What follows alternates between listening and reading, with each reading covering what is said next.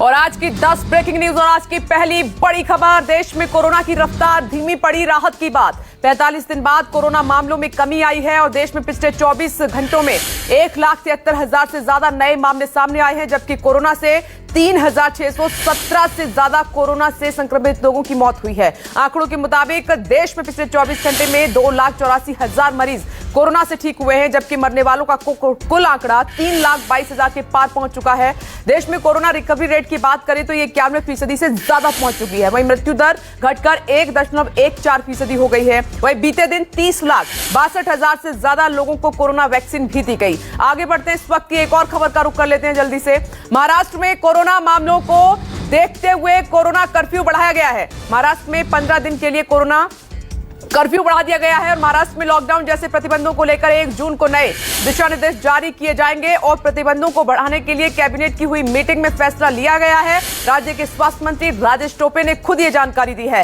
राजेश टोपे ने कहा है कि महाराष्ट्र में जहां मरीजों की संख्या और संक्रमण की दर ज्यादा है, वहीं ढील नहीं दी जा सकती, अभी इंतजार करना होगा। और अब आपकी टीवी स्क्रीन पर आज की तीसरी ब्रेकिंग न्यूज। वैक्सीन को लेकर देश में सियासत काफी तेज हो गई है, आप देख भी रहे हैं।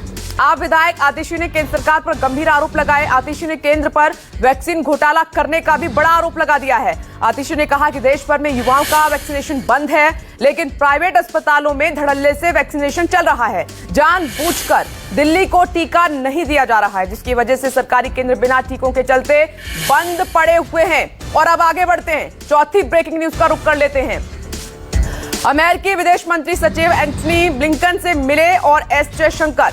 विदेश मंत्री एस जयशंकर ने एंटनी ब्लिंकन से की मुलाकात, बातचीत की है। काफी देर तक वैक्सीन और सुरक्षा समेत कई मुद्दों पर यह खास चर्चा हुई है। दोनों देशों में संबंध मजबूत करने पर भी बात की गई और एस जयशंकर कठिन समय में साथ देने के लिए प्रशासन और अमेरिका का उन्होंने आभार व्यक्त भी किया है। अमेरिका भारत के साथ है, विदेश मंत्री एंटनी ने यह कहा है।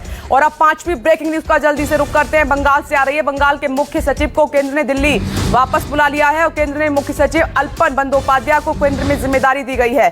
अल्पन बंदोपाध्याय को 31 मई की सुबह 10 बजे से पहले दिल्ली में रिपोर्ट करना है। केंद्र ने बंगाल सरकार से जल्द ही अल्पन बंदोपाध्याय को रिलीव करने को कहा है और बंगाल में मुख्य सचिव के रूप में उनका कार्यकाल इस महीने खत्म हो रहा है, लेकिन 4 दिन पहले ममता बनर्जी ने उनका कार्यकाल 3 महीने के लिए बढ़ा दिया था।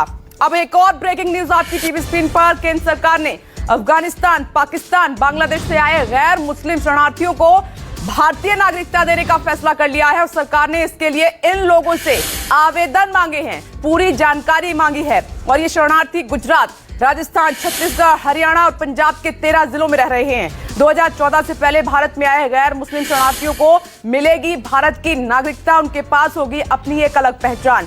अब एक और ब्रेकिंग न्यूज का रुख करते हैं, 7वीं ब्रेकिंग न्यूज आपकी टीवी स्क्रीन पर। यूपी के अलीगढ़ में जहरीली शराब पीने से जानकारी मिल रही है कि अब तक 18 लोगों की मौत हो गई है। गांव के कई लोग अब भी गंभीर हालात में बताए जा रहे हैं। मामले में गांव के 2 देसी शराब के ठेकों को सील कर दिया गया है। वहीं मामले में सीएम योगी ने दोषियों के खिलाफ सख्त कार्रवाई के निर्देश दिए हैं और सीएम ने निर्देश देते हुए यह भी कहा कि दोषियों पर तत्काल एनएसए के तहत एक्शन लिया जाए। और वहीं मामले में सीएम योगी ने आबकारी और गृह विभाग के अधिकारियों को तलब भी कर दिया है। साथ ही ऐलान किया है कि दोषियों की संपत्ति जब्त कर नीलामी होगी, मृतकों के परिजनों को मुआवजा भी दिया जाएगा। आगे बढ़ते हैं, राजस्थान से 8वीं ब्रेकिंग न्यूज।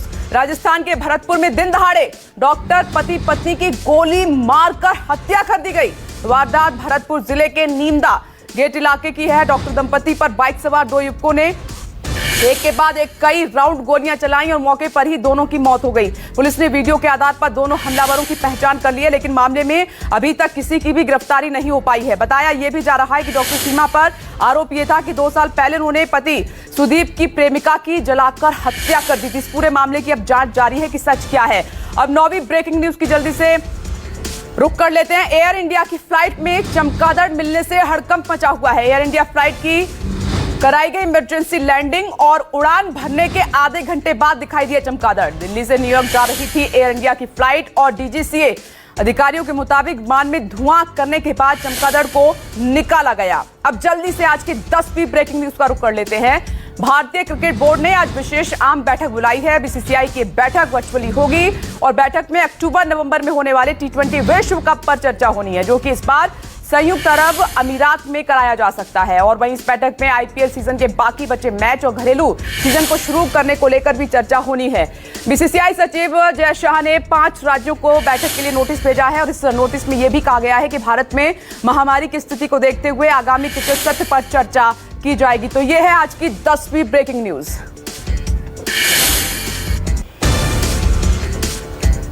नमस्कार, मैं हूं मानक गुप्ता। अगर आपको हमारा ये वीडियो पसंद आया हो तो इसे लाइक और शेयर जरूर करें और हाँ, हमें सब्सक्राइब और फॉलो करना ना भूलें ताकि आप देश और दुनिया की कोई खबर मिस ना करें। चाहे कोई ब्रेकिंग न्यूज हो या कोरोना वायरस से जुड़ी कोई भी अपडेट, पॉलिटिक्स हो या आपकी जेब से जुड़ी कोई खबर, इलेक्शन की कोई न्यूज हो, कोई कंट्रोवर्सी हो या फिर कोई वायरल वीडियो, सब कुछ मिलेगा न्यूज़ 24 पर। तो जुड़े रहिए हमारे साथ और देखते रहिए न्यूज़ 24।